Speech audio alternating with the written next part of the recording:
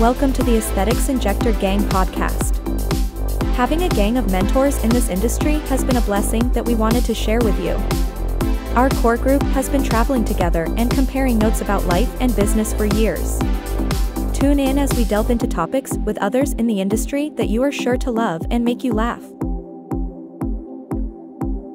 All right, welcome back to another episode of the Aesthetics Injector Gang podcast. You're here today with myself, Ashley Carmen of Aiyana Atelier in Alexandria and Middleburg. And I'm also joined by Angela Burleson of Aiyana Atelier, who actually is the Middleburg queen. So for those of you who don't know,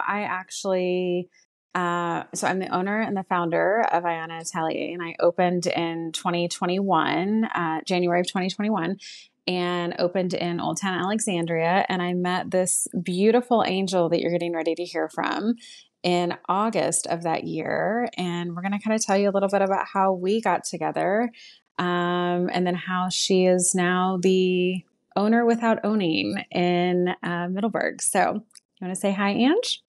Hi, guys. I'm excited to be here with you. All right. What do you want to talk about today?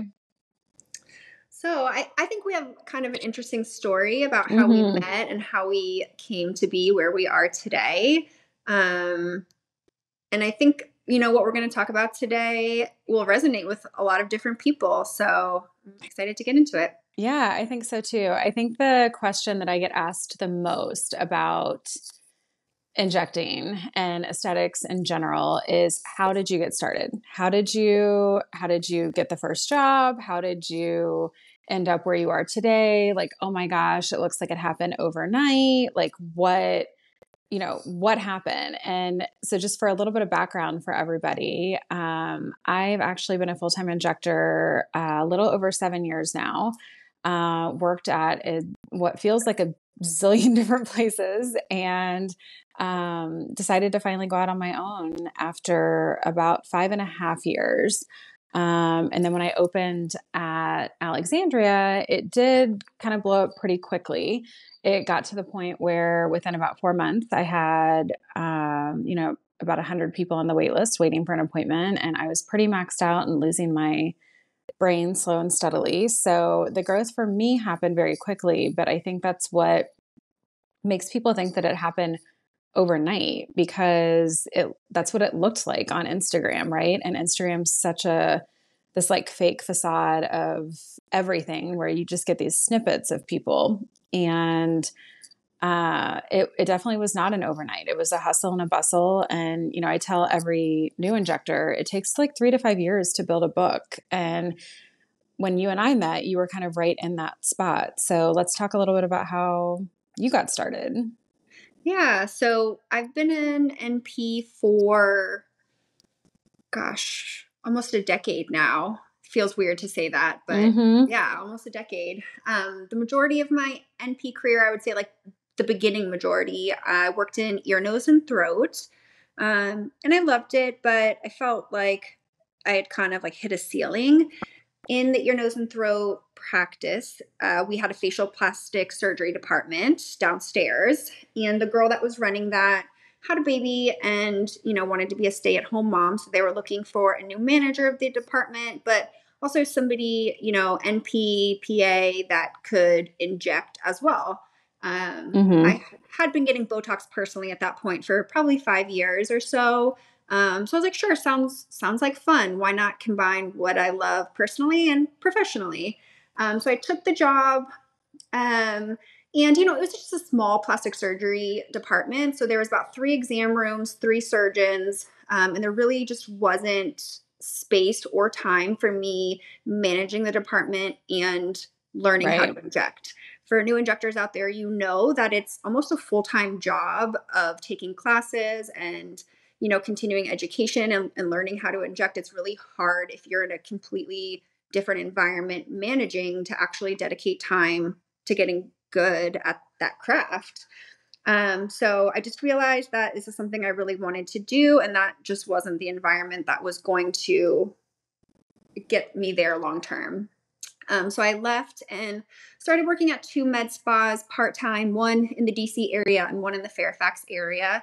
And I kind of went in, I hate to say blindly, but at that point, don't we all do that? We all do it at some point. I'm telling you. You're like, oh, it sounds great. Yes, do it. Yeah, it's kind of a leap of faith. At that point, I had taken an intro to Botox and filler course, and I had been seeing injectables being performed at the plastic surgery office, but hadn't really done, I'd brought friends and family in and treated them, but nothing on a consistent basis. So I started working at these 2 places and kind of walked into like a semi-full book in both places. And I know we'll kind of talk about that a little bit later. But it was kind of just like, okay, we're doing this now. And you just kind of had to put your big girl panties on every day and know that you have to have the confidence in yourself. So, and I did. I learned so much so quickly, just being kind of thrown into it. And I think just having an ICU background, being an NP, like I knew enough about myself that I wasn't going to hurt anybody or mess anything up. So I think that's the key difference there. Like, I think that, so many people do get thrown, like when you're looking for that first job, like so many people do get just thrown to the wolves and they don't have any training. They have no on-site supervision, which is a whole nother podcast for another day, but they have no real like support of any kind. And they're just getting thrown into like, these places that are essentially kind of like factories, and not that the places you were at were doing that. But, I hear kind of these horror stories of people who are like, oh yeah, I took this job and they promised me I'd see 40 patients a day. And I'm like, yeah, but you've never actually injected before. Like, I don't know that that's a real great idea. Do you have a lunch break? Are you eating an apple? Like anything? So I think it's very hard to just get thrown in. And the big difference, because I also got thrown in to my first job injecting, and it was, pretty similar. Like I was running way too many things, doing 4 people's full-time jobs, all while learning to inject in the first place. And I 10 out of 10 do not recommend that. But I think it worked out okay because I had 12 years of medical ICU background. And so you're kind of like, enough to know when you need to just like hit pause and be like, no, I'm not seeing any other patients right now. And I think for new providers and especially new aesthetic providers, hitting that pause button and saying no is so hard. And it's a lot of places are not going to support that feeling or that statement. And they're going to be like, well, I'm sorry you feel that way, but too bad. Like your next one's here and they've been waiting 15 minutes. And I think that's the big challenge that a lot of people face. So how did you, being kind of thrown into full books, what big challenges do you feel like you kind of like faced along the way? And how did you kind of manage overcoming those? Yeah, I think both places were very different. And I think each one came with its unique challenges. I would say one of the places was fairly busy, and they wanted, so new patient talks got scheduled same as follow-up talks. It was a 10-minute appointment. So they wanted me to review medical history, consult this patient, come up with a plan of care, and treat in 10 minutes. Because 10 minutes later, there was another one booked. Yeah. So that's very challenging. Yeah, it was a challenge, especially, I remember my very first patient coming in for TMJ talks, and I had watched webinars on it and read about it. Seen other injectors do it, but I had never done it. So here I am, mapping out where my Resorius was, where everything is, and like really taking the time to make sure I'm not going to mess this person's face up for the next 3 months. Right. And that in itself takes some time, let alone, everything else in the consultation process. So I think, that was a challenge. My other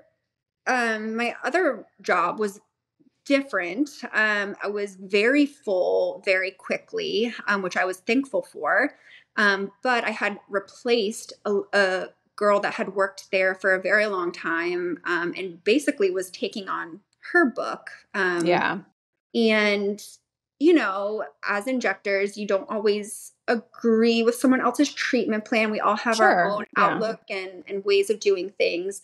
So I had a lot of people coming in, and let's say, they were used to coming in and getting 10 units in their glabella, and I see them and, they have a super strong complex. They're recruiting elsewhere because they had been chronically underdosed. Now here I am. They've been getting this for years. They don't know what's wrong. They just know they're getting older and they have these weird lines now and they're just chalking it up to being older. So trying to convince somebody to spend more money on more units and that is what's going to be best for them long term, as a new injector, I think was very difficult for me because, again, these patients have been doing the same thing for years and years and years. And if they're going to be my patient, I want them to be doing what I think is going to be best for them. And I want to educate them on why that's going to be best for them. And again, having a full book with limited appointment time, it doesn't allow for a lot of one-on-one education and consultation. And honestly, free consultation for a lot of these people. They're booked as a tox follow-up when really we need to do a whole, new 45-minute hour consultation. Right.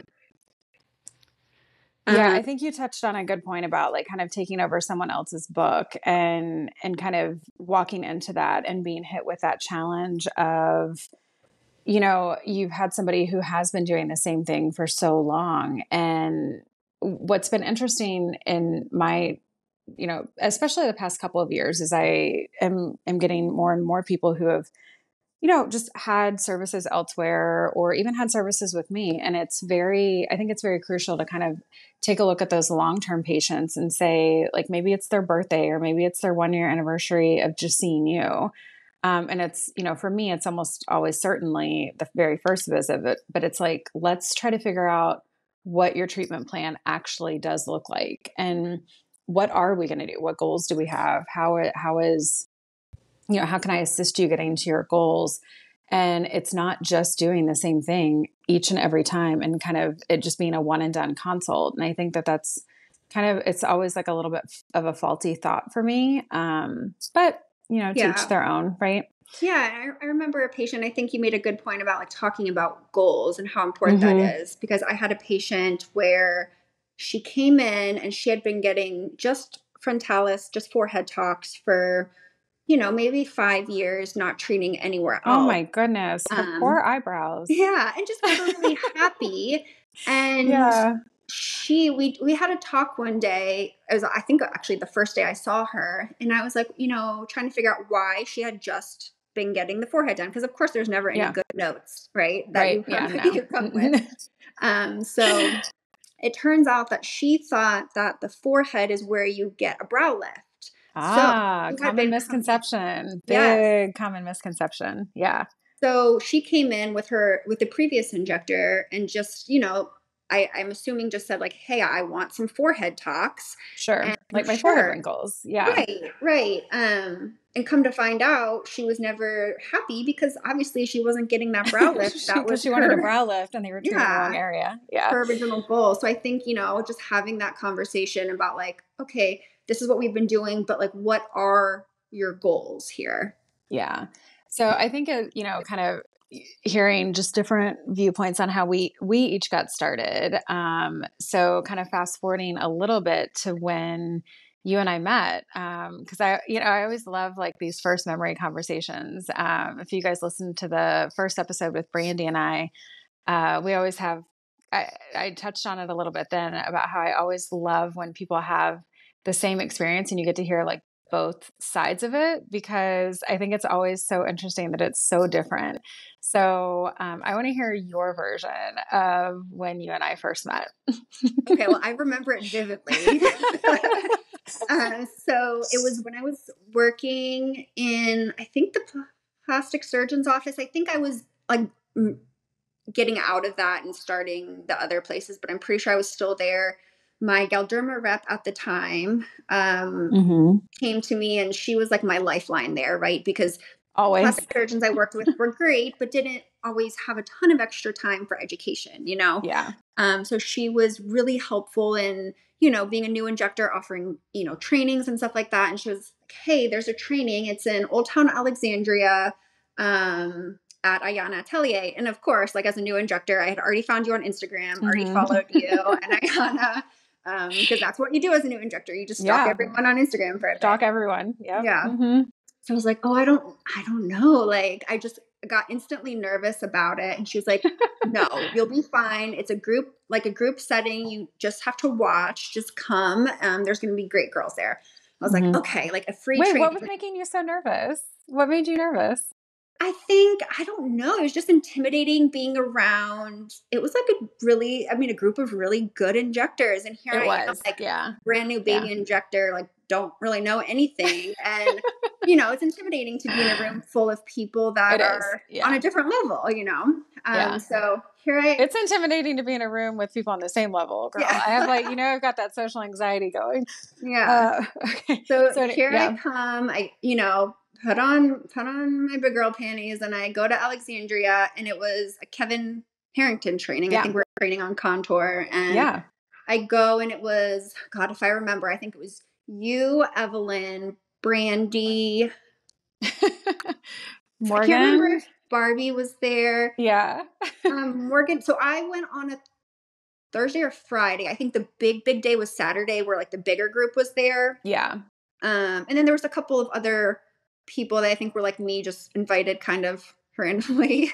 And I don't remember who else was there, but I went, and obviously I wasn't injecting. I was just watching. But I mean, in that 1 or 2 hours of watching everybody inject and just bounce ideas off each other, I was like, oh, okay. So like, this is what collaboration looks like, and like education. And it just was a totally different environment than what I was used to. Obviously having pre-Instagram stalked you, as one does, I knew that we had a shared past employer. And I was like, before I leave, like, I need to ask her about this, because I had just started at this place. I was just transitioning there and had already run into a bunch of just red flags. And I remember going up to you, I think it was at the end of the training, you were at your desk, and I was like, hey, I introduced myself again. And I was like, I think we have worked, or I'm going to work at a place that you previously worked at. And I'm just wondering if I can, pick your brain. And as soon as I started talking, you're like, yep. And you're just like, yeah, you're going to need my number. I forget exactly what you said, but you're like, you're going to probably need me. Here's my number. If you need anything, just know that like, you can call me, text me, I'm here. And I just remember being like, oh, that was just not, I don't know what I was expecting, but being intimidated, I think it was just a nice change to be like, oh, okay. Like I finally felt like I had somebody that if I needed, I could text and be like, hey, I need help, or what do you do with this? Or, just talk about the craziness that aesthetics can be sometimes. It definitely is. It's like one of those where, so the reason, of course, that I offered that is, it was very scary as a not newer injector. Like I'd already been injecting a couple of years at that point.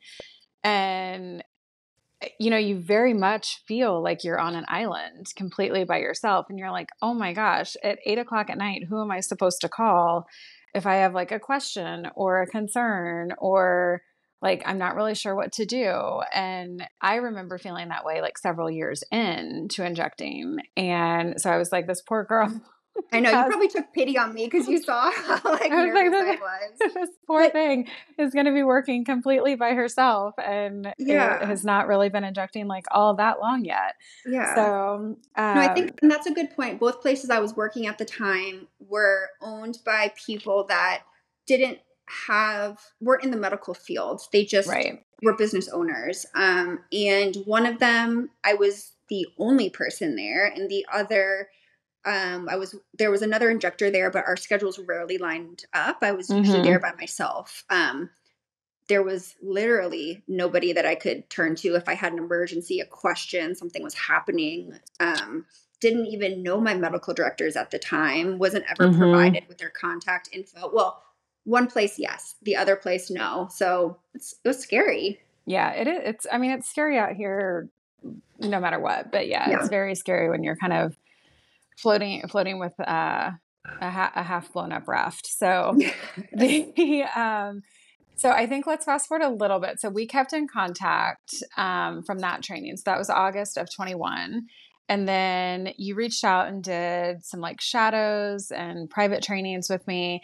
So I remember meeting you at the training, but then my big like first memory was when you reached out about the private training. And so you came and you're like, I want to learn tear drops. I'm like, okay, I'll line up, I lined up like 6 models. We did like, I don't know, 2 or 3 hours of a private training.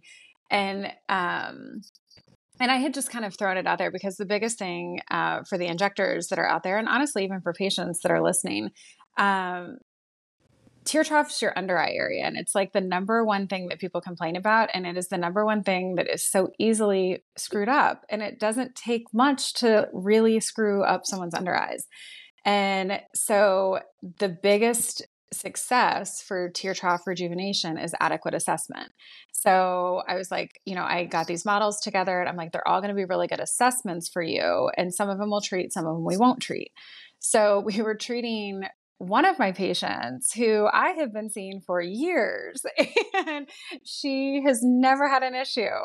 Well, I take that back. I recalled after the fact that she had this issue, but she did it the first time with me out of nerve. So a lot of times when you get injected, for the patients listening, you get a little bit excited and you forget to breathe, and then you get a little bit lightheaded. And then when you relax and you realize everything's actually okay, everything kind of relaxes, including your heart rate, and you decide to pass out for a few minutes. So that is called begging down. It is very common. It happens very, very, very frequently. It does.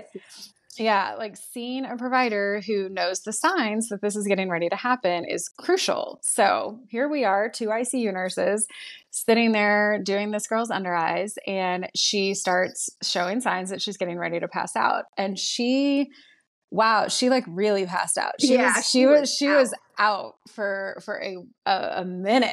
And, we kind of always start counting a little bit, like right when that happens. And maybe it's like the old ICU and me where it's like, okay, how long have they been down? Like you need to know that answer. And so I think it's just this like subconscious training that I have.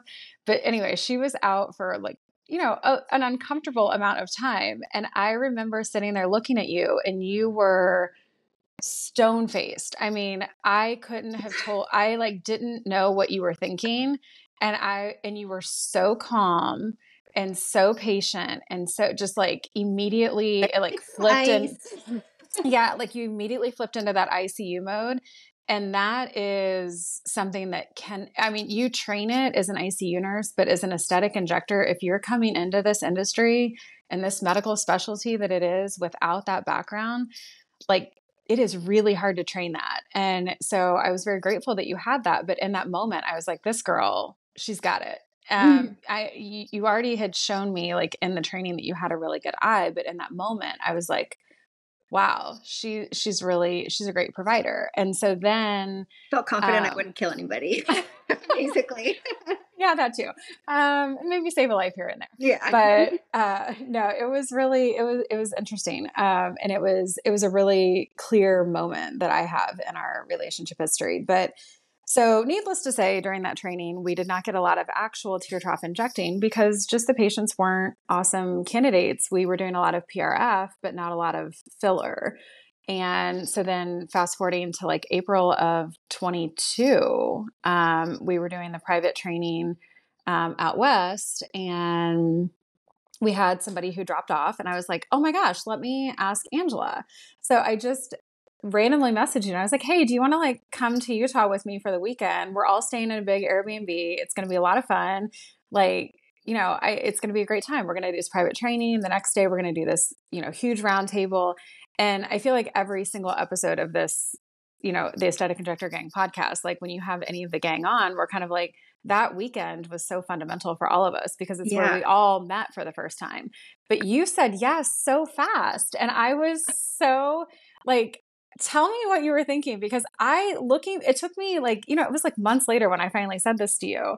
And I was like, I don't think that I would have said yes. Like I have this terrible social anxiety, but you were just like, yeah, let me go to like, I don't know, the West Coast and fly with these people I don't know, who I've never met really, and just stay in some random house with them for 4 days and hope that, I don't die and I make it back. Like it was very trusting of you.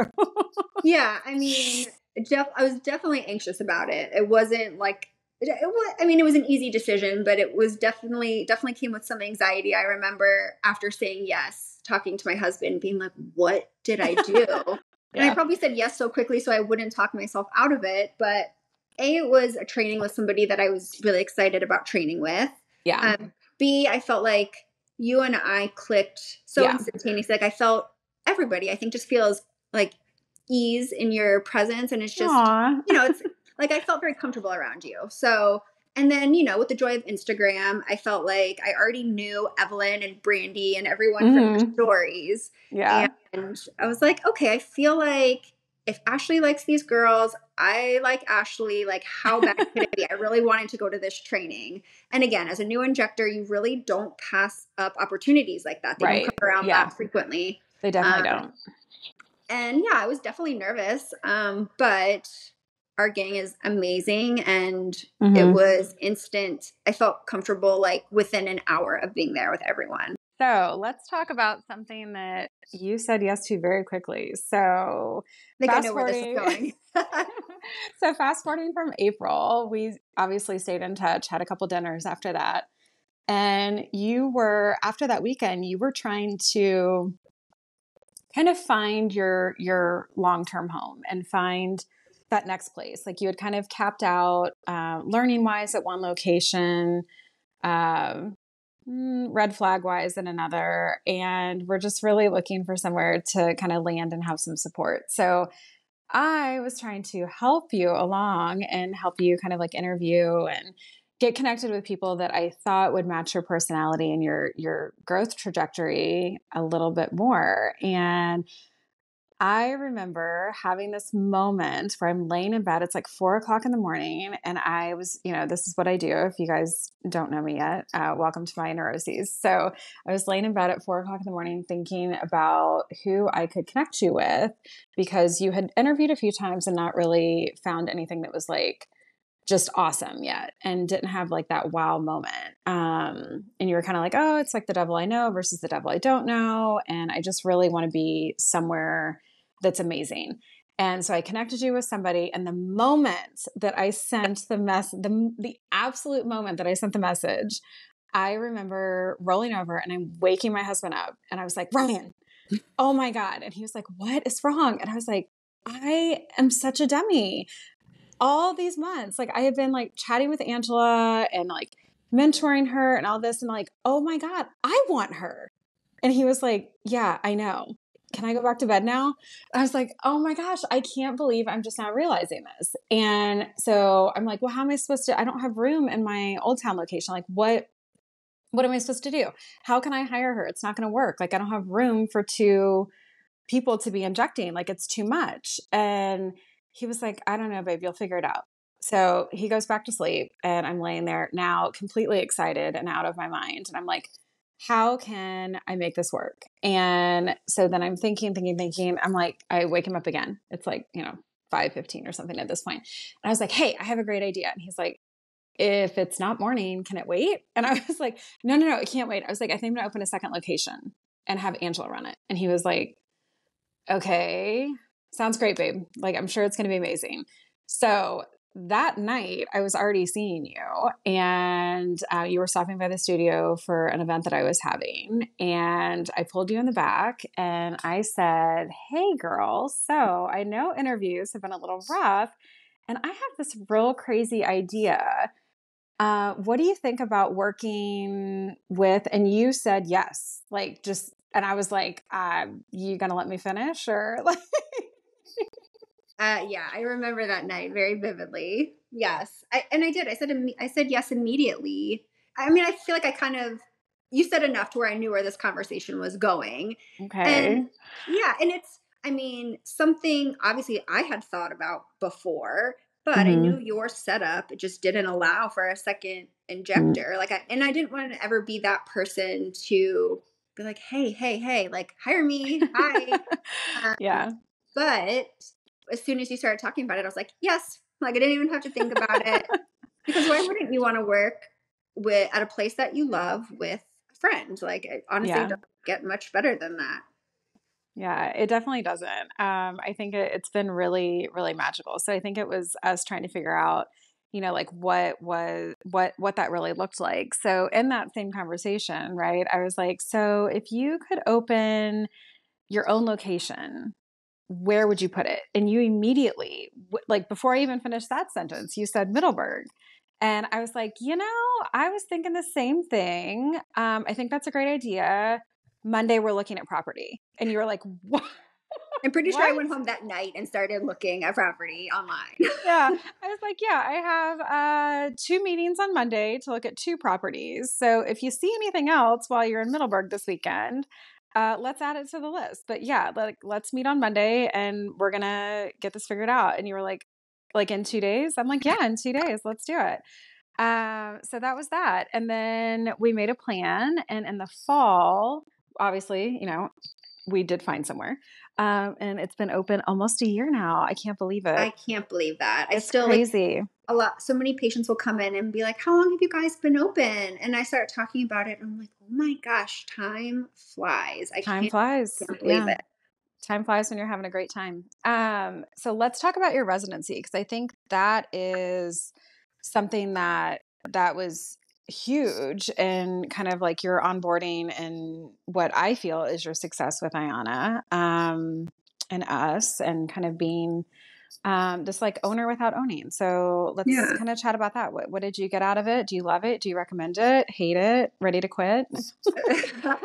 Definitely not ready to quit. I loved the residency. Honestly, like I don't think I would have felt ready to open without it, because remember, before then, like I was still kind of doing my own thing basically, and just teaching myself, taking advantage of other trainings, but nothing consistently.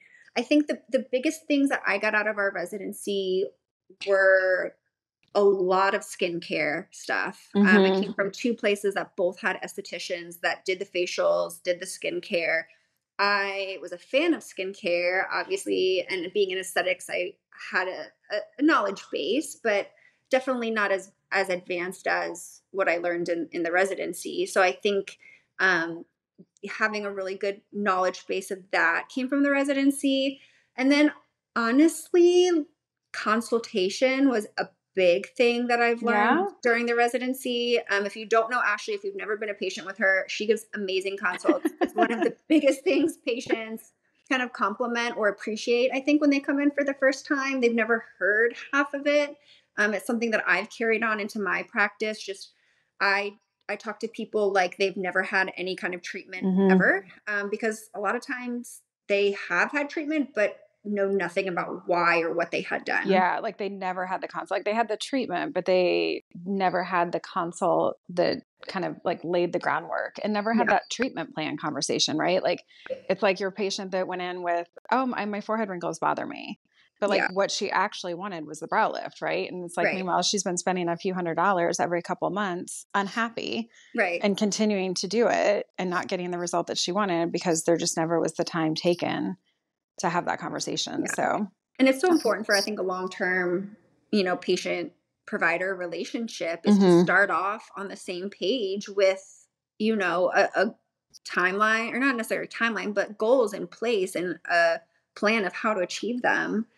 And then on the business side of things, I have never been a business owner, have never remotely been in the admin side of anything nursing related. And as you mentioned before, opening Middleburg was kind of like opening a business myself, but without the financial responsibility and and having a support system. So I think just learning how to manage that administrative side of things, do inventory and answer emails and text lines, and deal with those things that I had never really had to deal with, being just kind of an injector somewhere.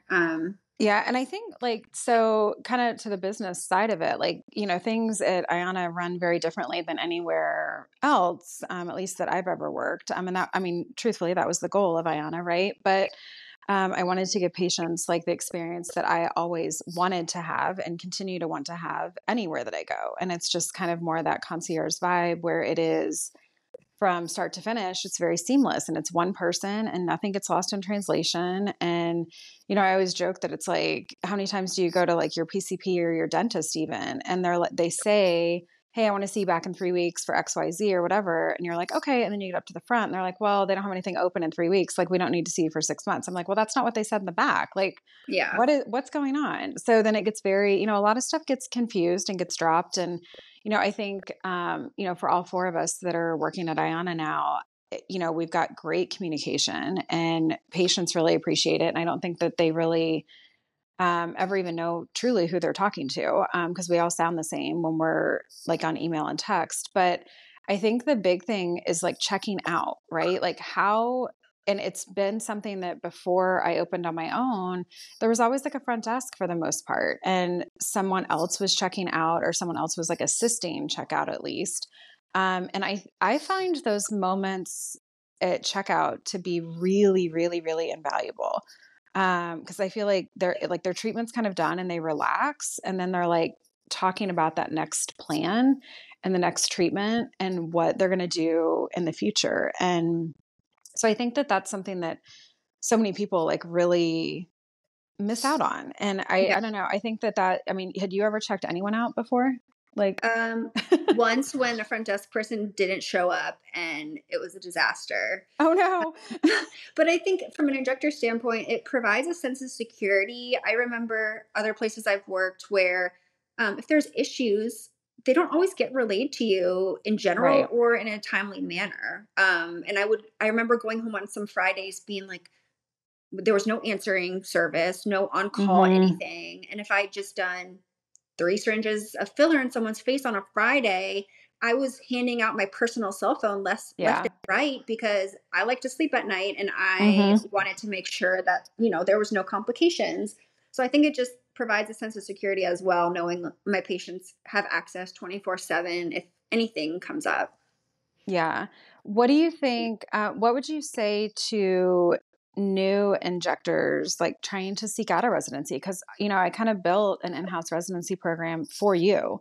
And I think it looked very initially up front. It was kind of like, okay, shadow me for 2 weeks. And, because yours was about 4.5 months long, and you worked my insane schedule during Q4, which, is very long days. Most days are like 10 to 8. And, Angela lives, you live an hour and a half each way.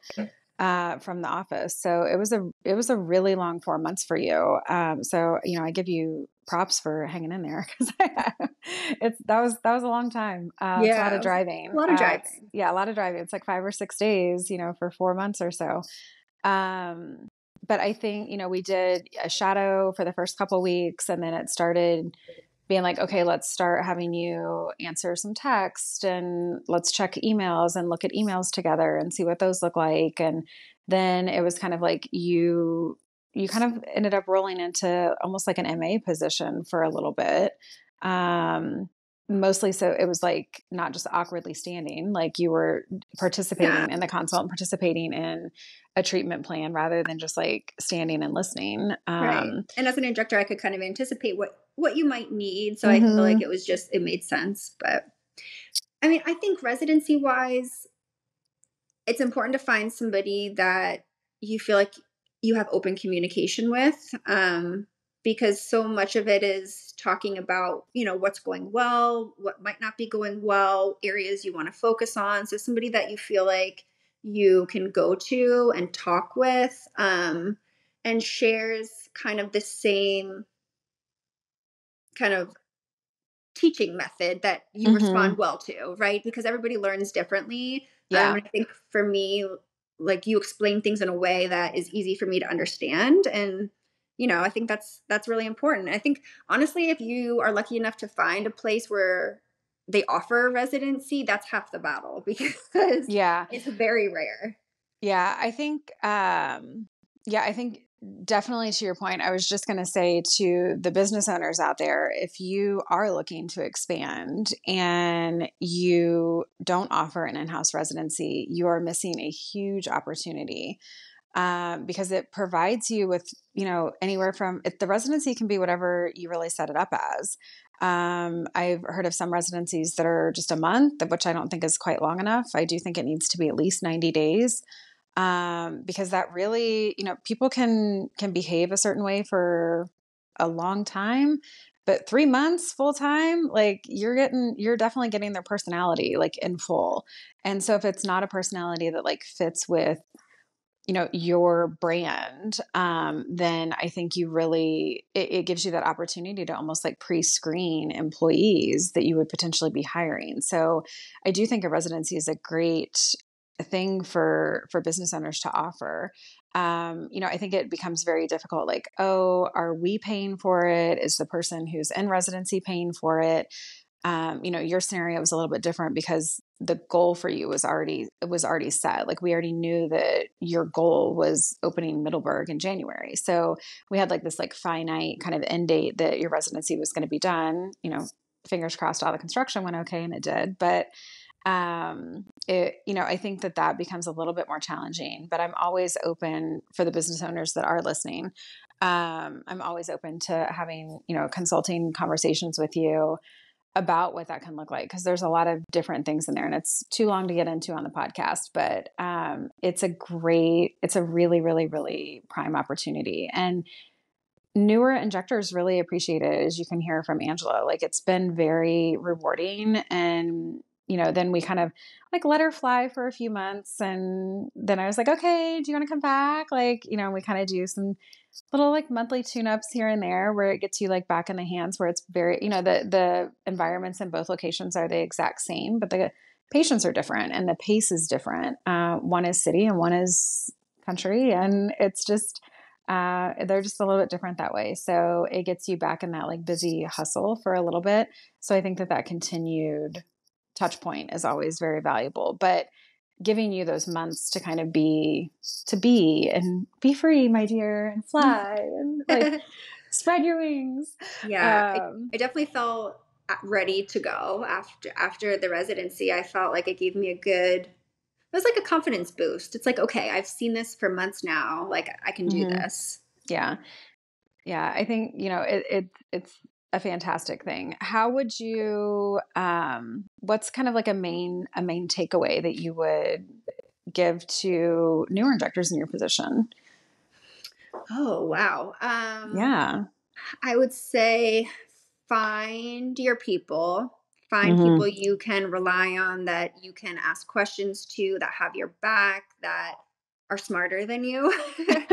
Find your group of people, and then like never, this sounds so cheesy, but like never stop like learning, like always seek out education, because in this industry things change so minute fast. to minute. Yeah. And if you don't stay on top of it, like you're going to get lost. So education and find your people, it's two things, but I would say those are my two main things that have helped me get to where I am.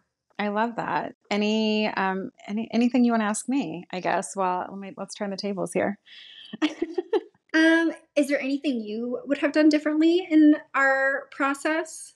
In our process? Absolutely not. No. I mean, the only thing that I would even selfishly say is that I wish I could have kept you a little bit longer. Just double the size of Alexandria. Yeah, just like, I think, to the people who are looking for space, it was something that was told to me several times over the years. Like, don't start with like something small. Like if you're going to go out and do your own thing, like find something big if you can do it, so that you can grow into it rather than having to uproot and move. So I think personally, I would have maybe gone that route when I first opened, but that's a big, scary endeavor when you're already opening on your own. I can imagine. Yeah. I mean, cause here in Old Town, real estate's different in every market, but here in Old Town, it's like you have 1,100 square feet or you have like 9,000 square feet, and there's no in between. There's no in between. So, that 9,000 square foot sounds super daunting when you're like, I don't know if any of my patients are going to come with me. Yeah. So let's make sure I'm not going to like make myself bankrupt. So, that part potentially I would have done different, but I just bought the building, so clearly I'm pretty happy here. So yeah, it's all worked out.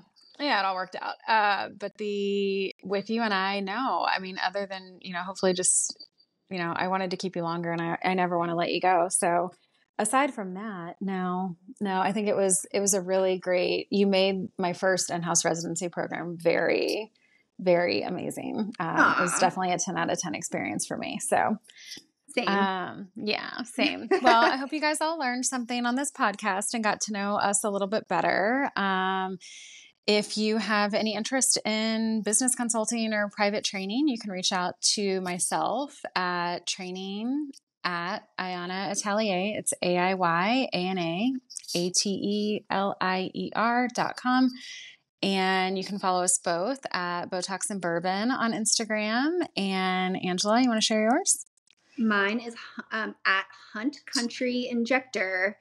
The area that we're in out here in Middleburg is termed Hunt Country. So that's where that comes from. It's very beautiful. If you're ever in the area, you should definitely go visit. It's a gorgeous, gorgeous area. Yes. So yeah, we'll be chatting with you guys soon, and have a great day. Bye, guys. Thanks for listening. If you enjoyed this episode, please like, share, and comment. Follow us on Instagram at The Aesthetics Injector Gang.